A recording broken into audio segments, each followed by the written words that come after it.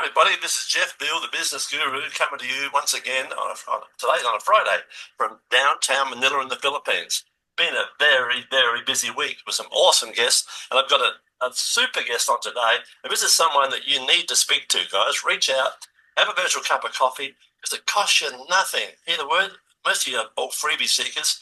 It costs you nothing to have a chat to this gentleman, and he can help you and your business, I guarantee it. But let's find out more about him in a moment. We have a wonderful gentleman. Now, the pronunciation of his name is going to be a tough one. Dr. Mosongo Moukwa. And Dr. Mosongo is author and business strategist for established business owners. And that's most of you, right? And his name is Mosongo Moukwa Coaching, business strategy, leadership, and business design, right? Years in the industry, forever, but a minimum of 10, right? Mosongo helps successful small business owners redesign their business where growth starts costing more than it returns. That can be a bad thing. When working harder no longer creates clarity, he helps owners realign their business so revenue, strategy, and life are working together again. That's so important, guys. You know, it's all about having that balance. Key achievements: best-selling author of Be a Leader of Significance, former senior corporate leader with experience navigating scale and complexity. Hey guys, bad cold. Entrepreneur who has built and redesigned businesses from the ground up.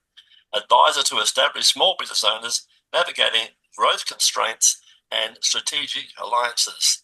Right? Featured on Forbes, International Business Times, USA Today, and Chicago Tribune. So we're in good company here, gentlemen. Personal motto: not every problem is a growth problem. Many are a design problem. Interesting fact: I've crossed the Arctic Circle. Wow. In northern Canada, an experience that reshaped how I think about preparation, resilience, and operating in extreme conditions. And that would be extreme. It's my great pleasure to welcome to the stage Mosongo. How are you, sir? Yeah, thank you. Thank you so much, Jeff. I'm grateful for the opportunity. No trouble at all. It's a great pleasure. You're here to help the people that watch this podcast and my guests. Tell us about your journey and what inspired you to pursue your current career path. What happened? Yeah, Jeff, my path really started in senior corporate leadership. And then from there, I took a leap into entrepreneurship, and that's where I am today. But while I was in corporate leadership, Jeff, I saw that what success looks like at scale. You know, you have strong numbers, you have sophisticated system, and high-performing people. But later, as an entrepreneur, I experienced the other side. You own the show. You carrying decision and feeling the weight of growth personally. Yes. So what struck me was how often capable people were not failing. They were succeeding in ways that slowly stopped fitting their life. So you had that tension. And, that tension is what pulled me actually into this work. So today, I help a small business owner step back, regain clarity, and redesign their business, focusing on what drives revenue, and also to focus on the life that business was meant to support. Absolutely. It's meant to be a balance, isn't it? It's not all work, it's not all play. What's been the most challenging aspect of your work, and how have you overcome it? Yeah, this is a great question, Jeff. The hardest part of my work is really helping successful people slow down long enough to see clearly. Yes. When things are working on paper, there is this temptation to keep pushing, work harder, and then instead of questioning the overall design. And I've been guilty of that myself. I used to have a sign, just one more hour, put another hour. Yeah. So, but what I've learned, Jeff, is that my job really is not to convince. It's really to create a space where owners, they're given permission to step back without judgment. Yeah. They usually see the misalignment themselves. That's when really the real change becomes possible. because clarity doesn't really come from more effort. I believe that, and I've seen it, it comes from better perspective. Nice. Yeah. Tell us an important moment in your career personally where you pivoted and changed direction. What happened? Yeah, there are a number of pivots actually. Marty, if I have to draw that on the board, but I would say certainly there was a moment when I realized that the business was demanding a version of me that no longer fitted my energy, my value, and the life I wanted to live. So on paper, everything looked successful internally, but something I felt was off. So that was a turning point for me because I saw that growth without design eventually becomes a liability. And that was really an insight for me. And that insight reshaped how I work with others, not just chasing more, but designing better. So in my view, I would say growth without alignment eventually becomes a liability. Fair enough. In your opinion, what are the key qualities and skills that have contributed to your amazing success? What do you believe they are? Quality of skill that have contributed to my success. Mm-hmm. I would say discernment more than the drive. Nice word. I've learned to question default assumptions, especially the idea that more growth is always the answer. So I'm also comfortable sitting in complexity without rushing to solutions. That ability to pause, to see pattern and make intentional decisions has been far more valuable than hustle. But better decision actually beat bigger ambitions anytime. I think you've got empathy. You've got a good listener. You've got empathy, Yes, and absolutely. in spades, you've also got integrity, and that's the Yes. very important part of the equation, guys. Yes, If you haven't got yes, integrity, required. you haven't got anything. Yes, Tell me, yes. how do you stay motivated? And as you've been doing, how do you continue to innovate in your field? What's the secret there? Yeah. This is a great question, somewhat multidimensional. But I stayed motivated, Jeff, by listening closely to what is breaking for people who are already successful. The challenges evolve as business grow, and so must the design. So innovation for me doesn't mean chasing trends. It means refining judgment, asking better questions, and adapting to the real world complexity instead of theoretical models. So innovation is not really about trends. It's about relevance. So that's what that's really what. I met a wonderful guest a few days ago, and he mentioned something. He said, "Be an idea thief." I had to write that down. I thought, what a great idea. Because that's we don't realise it. Most of our ideas come from other people. It's out there floating around, and we just grab it and we add it to our repertoire. And it becomes another skill that we develop. I should borrow that quote there. Yeah, it's great, isn't it? I loved it. I'll give you a better one.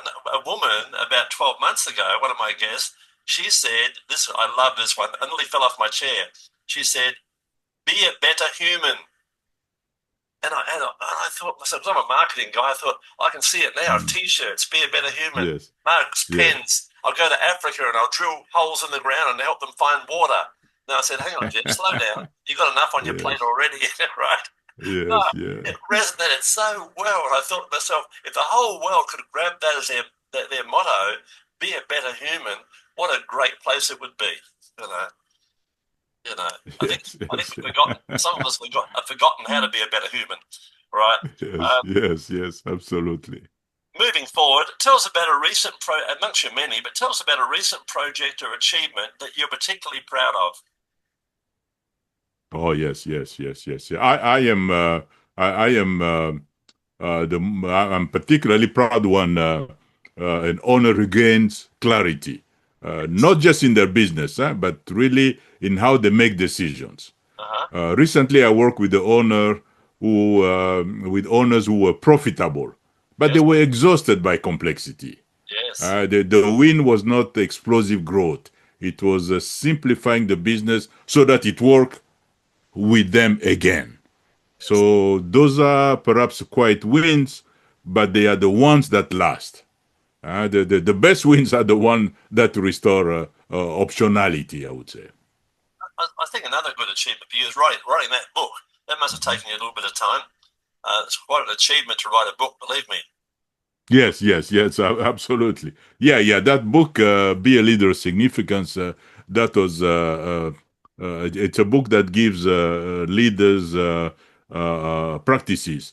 It's the idea is that leadership is not transactional. If you want to leave impact, even after you have left the company, so that people they will remember you, then you need to focus your leadership around human connection. So that was what that book. And leave a legacy, leave the world a better place than what you found it. Yes. Simple as that. Absolutely. Tell me, a 20-year-old comes to you, might be your son or a nephew or a niece, and they ask you, I've just left university or school, what should I do with my life? What would you tell them? What would your advice be? Well, I would say that don't confuse growth with progress. Right. Learn to design before you scale, and don't rush past the reflective work. The better you understand how you operate under pressure, the better your business decisions will be. I mean, not every problem is a growth problem. So that's something that I will certainly encourage. As I was telling you earlier, my last business, I used to spend $6,000 a week on marketing. It was a big business. However, people they can't believe it, but I tell them I didn't start at 6,000. I started at 500, then eventually 1,000, then 50, and I wanted to be more and better and better, so I scaled up, but over about a 2-year period, and I made a fortune, right? And funny enough, at one stage, I went from 6,000 to 10,000, and that gap between 6,000 and 10,000, I never got any more work at all. Yes. But I had to find out the hard way. There is indeed a saturation point, you know. Yes. So absolutely, because what happens is that when you reach that level, the revenue is solid, but quite often you have that persistent feeling of stagnation. Right. And working hard doesn't work anymore. In fact, the return will be very, very low. It will cost you more. So you need to regain clarity there. Yeah, you're absolutely right. This clarity part, guys, I'll tell you now. Know your numbers. For example, if you speak to 5 people a week, how many you can convert? 1 in 4. Well, 1 in 5. Sorry, I can double your business, because what I'll do next week, I'll get you 10 leads, which means you'll get 2. Or we'll teach you how to sell better or present yourself better, right? Yes. So it's all about the numbers, guys. Keep looking at you've got to know your numbers on a weekly basis, not 3 months later. That's too late. Yes. You're off course, right? You'll be like the Titanic. However, know your numbers weekly and reach out to people like the good doctor here and have a virtual cup of coffee. It costs you nothing to get some of this man's wisdom and see whether or not you align with each other and he can help you. And if he can't help you, I guarantee you, he can steer you in the right direction, right? And that's free, guys. But normally professional consultants charge between $300 and $500 an hour.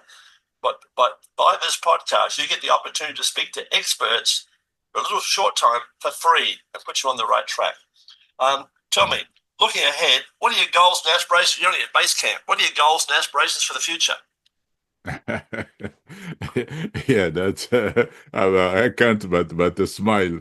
Well, Jeff, my goal is really to help normalize a different kind of conversation, a conversation about success, but one where we are talking about success sustainability.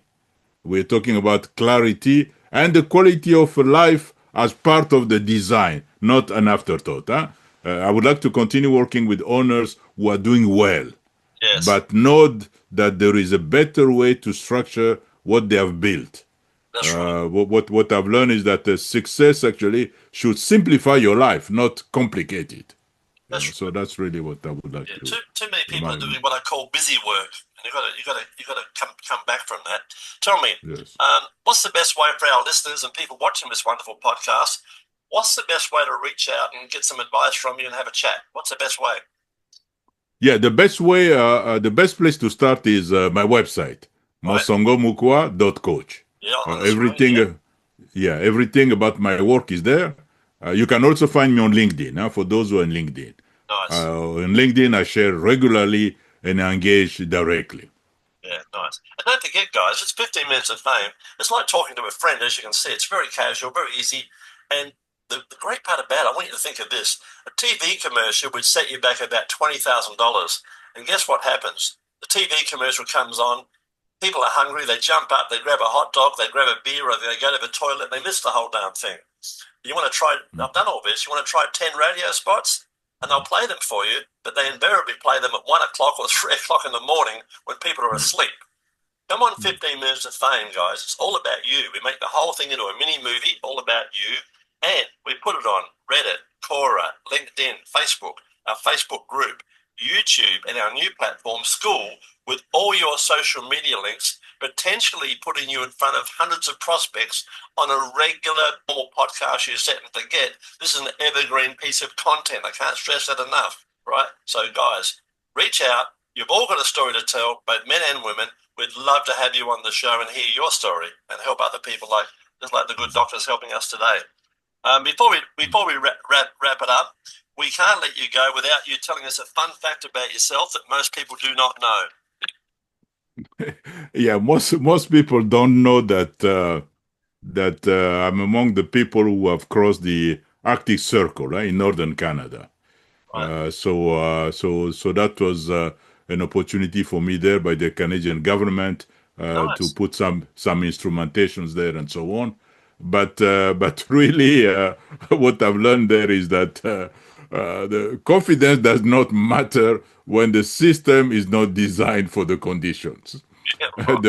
The reason I'm saying it is because I had to screw to put those bolts in some instrumentation, and over there at that time it was minus 70 degrees Celsius. So you could not tighten those bolts with gloves. You have to remove your gloves because they were so tiny, and you could only do perhaps 2 of them in an hour or so, because you have to go back inside, come back, and so on. But I see the same thing in business. Yeah. When growth changes, the environment, effort alone stop working. That's where redesign becomes essential. That's the one. Doctor, you've been awesome. And thank you very much for being on the show today. Any last words for our guests? Yeah, I would say that at a certain level of success, the problem is no longer money. It is that the business starts costing you more than it returns. We should always remember that. It's never about the money, guys. It's about the journey. And in my case, and Doctor's case here too, it's freedom. What you're doing, you're using the money to buy freedom, to do things when you want, how you want, when you want. That's what I've got. Absolutely. I've got total freedom. I left Australia 14 years ago to be free. And people say, you're so lucky. No, I wasn't lucky. I bought a plane ticket and made a decision. Yes. I made my own luck, right? And there's a lot of stories behind it. There's lots of ups and downs, guys. It's all part of a journey. So if you want to come on a journey, reach out to a doctor. He'll tell you about some journeys, particularly the Antarctic, and I'll tell you some journeys as well. Thank you very much for being on the show today. It's been a pleasure. Hey, it's been my pleasure. I'm grateful for the opportunity, Jeff. No trouble.